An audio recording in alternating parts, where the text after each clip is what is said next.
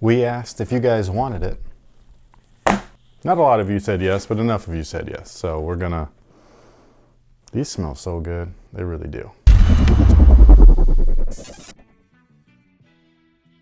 Hey, what's good guys? My name's Chris. Welcome back to the official WearTesters.com YouTube channel. Today we got a detailed look at these bad boys right here. This is the previously released AJKO brand new colorway. It's called Storm Blue. Got Nightwing vibes to it, so you know I already like it. And with that being said, big thank you to our WearTesters Discord community, more specifically Raul, who is a member of the community. He actually helped me grab these. He got these for himself, decided that he didn't want them, and it was just like, hey, did you want them? Retail plus shipping. So that's how I ended up with the pair. I did try to get them on sneakers, and we pretty much know how that goes. So what we have here is basically an original style color blocking based off of these guys right here. This is the original version of the AJKO. This is a retro, but like this is the original style or whatever. The original colorway. And yeah, they just switched them to blue. I've been saying this, right? Any color, this is gonna look dope. A lot of people still don't really these for some reason, which I think is interesting because you know damn well if Travis Scott got a hold of a pair of these and made them Dookie Brown, everybody would love them, especially if they flip the swoosh around.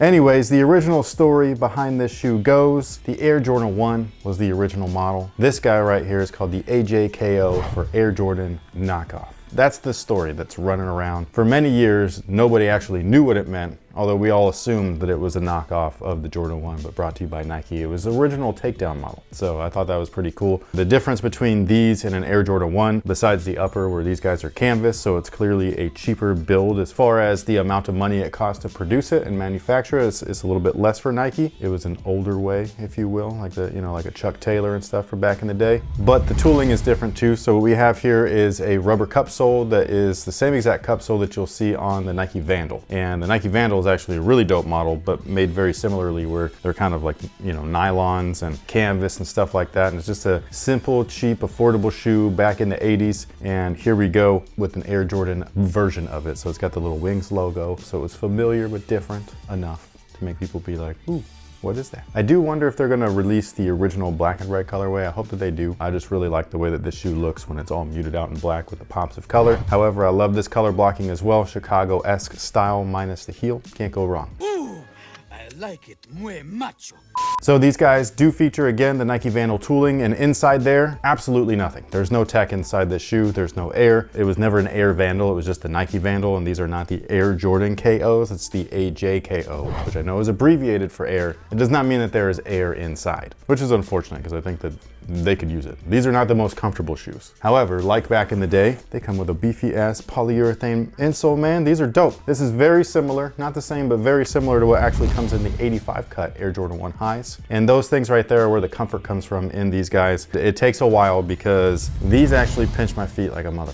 We'll get into that in a little bit. Inside there though is a board glass, which is cool. So we've got that original feature. Again, the original shape, just like these guys, the toe box, all that stuff. Like when these first came out, way back when, can't even remember what year it was. Maybe it was like 2014, something like that. I'm probably off, but earlier 2000s. And it was basically a Jordan 1, just in canvas. And they did the little flap where it's not connected and stuff. Didn't work, even though I bought a bunch of them because I was a fan of the model, the AJKO. But I did wish even then that it looked more like the actual AJKO, because those have just like a really cool classic look. Then they retroed them with the right tooling. Super excited about that, but they still didn't have the shape. The toe box looked hella weird. Fast forward to today, and they finally got it right.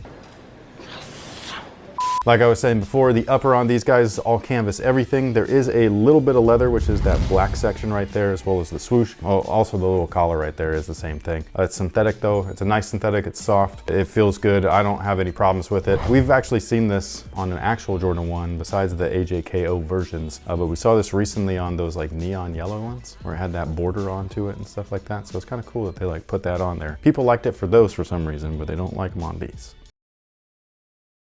There are metal grommets on the shoe, which are all of the eye stay or eyelet areas. It's to reinforce the canvas to make sure there's no fraying and stretching and ripping. Oh, I didn't talk about the outsole, but like, it's pretty. You can't go wrong with radial, man. If it's not herringbone, it's gotta be radial. And if it's not radial, it's gotta be herringbone. Like the Chicago version, they come with 3 sets of laces. We got a blue one, a white one, and the black one that comes standard inside the shoe. I personally just like the way that they look, just like this. I think that this is fantastic. Which one do you like better? The blue. Really?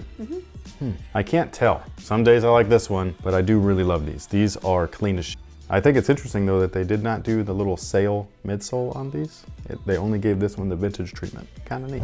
Now, as far as the sizing is concerned, they do fit true to size, but like I was saying before, these actually pinch my feet like a mofo right here at the base of the laces. Basically where there's extra reinforced stitching on this little like 4-foot flap. This is where you have issues sometimes. I was gonna say, what's it like to be me? Oh man, it hurts like a lot. Because I was powering through it when I was wearing these the first time and I was just like, nope, they're gonna break in. They're gonna break in. They didn't. My foot was just swelling and throbbing with more and more pain as the day went on. And by the end of the day, I think I kicked them off in here. Like that's how bad I was just in here for something. And I kicked them off and I just walked around the rest of the house without my shoes on because I was like, this.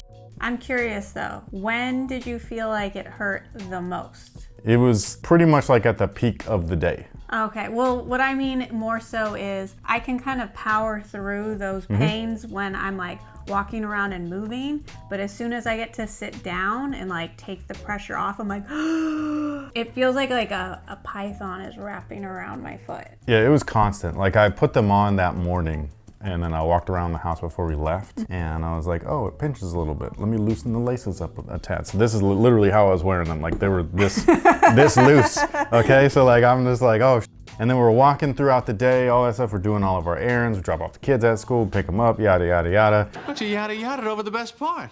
It was only on my right foot. I had a broken foot. It's not like a bunion, but it's a little wider. I guess it's a little bunion, but like it's not like anything crazy. So like that area is where it was pinching on these. So like there is a caveat or an asterisk there, but still like it did really hurt and I haven't worn them since, but I still love the shoe. So I'm gonna try it again. I do wonder if I put in a thinner insole because these are quite thick. But yeah, these are awesome though. So that's just my only thing is that I would have probably gone up half a size, which is what I was trying to do when I was trying to buy these. But of course, you know, Nike just doesn't want my money. But anyways, that pretty much takes care of it for these guys. Just in case you guys were wondering what they look like on foot, off foot, all that kind of stuff, some detailed B-roll shots and all that.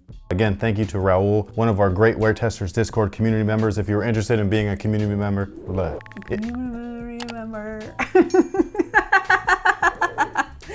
Go on. If you were interested in becoming a community member, and if you were interested in becoming a Wear Testers Discord community member, all you gotta do is click the link in the description box below to head over to weartesters.com where you can read all about it, what it means to be a member, and all that stuff, all of our giveaways and community aspects, live chats monthly, all that kind of good stuff. And with that being said, don't pay resale on these. Nobody else is. Just let them sit in the resellers' hands and eventually they're gonna have to lower those prices back down to retail. But thank you so much for watching. Thanks for all the support and until next time guys, have a good one.